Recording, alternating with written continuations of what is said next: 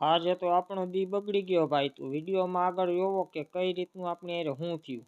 આજે જવાનું હતું મેળામાં તો હું મેડમ થવા માંડ્યા તૈયાર. તો બધાને પહેલાં તો આપણે ઝીણકા મેડમને તૈયાર કરી દીધા આવી રીતના કાંઈક. પછી તો નીકળી ગયા મેળામાં હાલીને. એટલે વિચાર્યું હતું કે આગળ ચોકમાંથી રિક્ષા લઈને ઢીંગેશ્વરના મેળામાં જાઉં.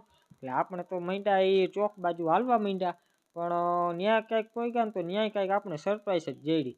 ચોકમાં પહોંચ્યા ને તો ત્યાં તો ભાઈ કંઈ ચકલી ફરકતું નહોતું. પછી હાલીને જવાનો વારો આવ્યો. હાલીને રસ્તામાં જો આવી રીતના જતા હતા ને વરસાદ એક સાઈડ ધીમો ધીમો ધીમો ચાલુ હતો.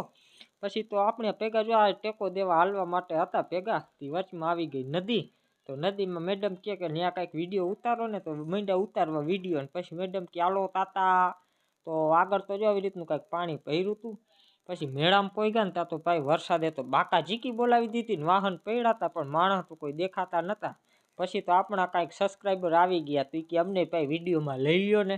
તો આપણે એને વિડીયોમાં જરાક લઈ લીધા. તો આવી રીતનું કાંઈક આમ કાંઈક કરીને વયા ગયા તો આગળ. પછી તો ભાઈ આપણો દીતો બગડી ગયો હતો. પણ મેડમ કે ભૂખ લાગી તો ખાતો ભાજી કોણ.